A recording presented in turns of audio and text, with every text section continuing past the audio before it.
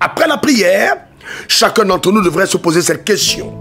Qu'est-ce que je fais concrètement pour apporter une valeur ajoutée à ma société? Qu'est-ce que ma vie apporte comme contribution à mes semblables? Ça, c'est ce qui compte. C'est ce qui est vraiment important. Car il faut bien comprendre qu'on peut craindre Dieu. On peut vivre dans la sanctification et mourir pauvre. Juste avant d'entrer dans les vifs du sujet, rassurez-vous de vous abonner à la chaîne SPS Sauver pour Sauver afin de ne pas louper les prochaines vidéos. Et n'oubliez pas s'il vous plaît de partager, liker et de nous laisser un commentaire. Que Dieu vous bénisse. Bonjour, que la paix de Dieu soit avec toi et que sa grâce t'accompagne encore cette saison. Eh bien, je voudrais vraiment t'encourager à servir le Dieu qui t'a appelé dans le couloir de ton appel sans te laisser limiter par les discours menteurs et hypocrites de la religion. Dieu t'a-t-il appelé à gagner de l'argent, à créer de la richesse, à manifester la royauté dans ta génération? N'aie pas de crainte. Vas-y, fais ce que Dieu attend de toi. Dieu n'a aucun problème avec l'argent. Il dit l'or et l'argent m'appartiennent. Notre Dieu est un Dieu riche. La Bible que nous lisons a été dictée par Dieu qui a une mentalité de riche. Et d'ailleurs, pour bien comprendre Dieu, il faut se lever. Parce qu'il a parlé dans la perspective d'un homme qui est riche et non d'un homme pauvre.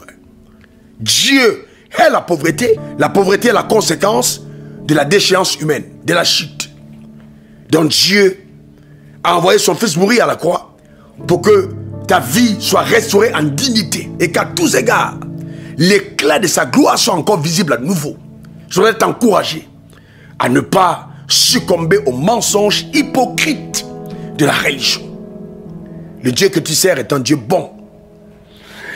Eh bien, de la même manière que nous avons des pasteurs, des apôtres, des prophètes, des évangélistes, nous avons des hommes d'affaires, nous avons des hommes politiques, nous avons des hommes d'État, nous avons des chefs d'entreprise, nous avons des personnes qui sont appelées justement à la royauté, qui sont appelées à faire de l'impact dans leur génération, de par leur position, de par leurs avoirs. Je vous donne un exemple. Jésus même, notre Seigneur, mon roi, son corps serait resté sur la croix s'il ne dépendait que de Pierre et des autres apôtres. Pourquoi? Parce que tous l'avaient lâché.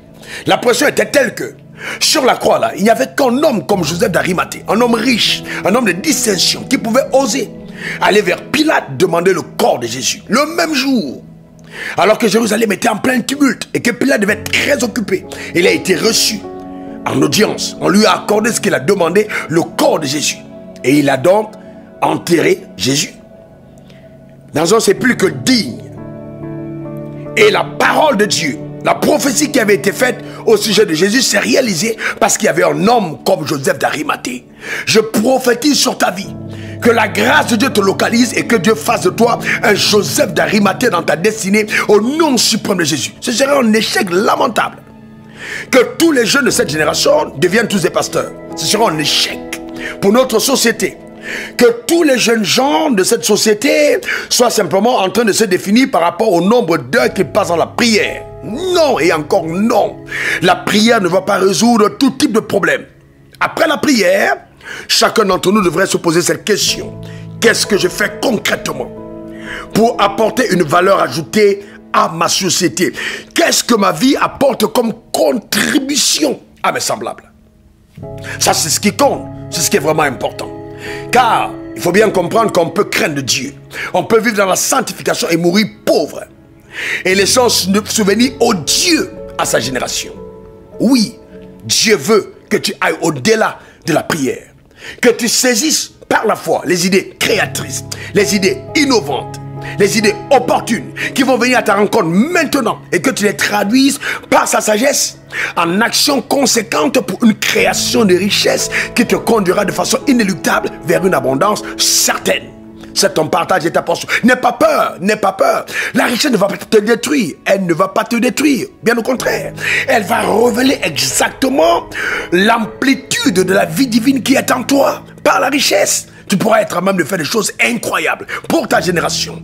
Des orphelinats, aider des pauvres. Tu pourras encourager, bâtir d'autres personnes à se lever, contribuer de façon remarquable à l'église et à tout ce que Dieu te met à cœur de faire. Ta famille. Tu pourras bâtir et habiter de belles maisons comme la Bible le demande. Tu pourras justement t'accorder même du repos. Vous savez, quand on est pauvre, on n'est pas libre. Un homme pauvre n'est pas libre. Il n'y a pas de liberté dans la pauvreté. La pauvreté est une marque qui a été laissée justement par l'emprise du péché. Une personne qui est encore sous la pauvreté ne jouit pas totalement de la rédemption. La rédemption nous apporte la pleine liberté à tous égards. Mentalement, psychologiquement, physiquement aussi, socialement, une liberté totale.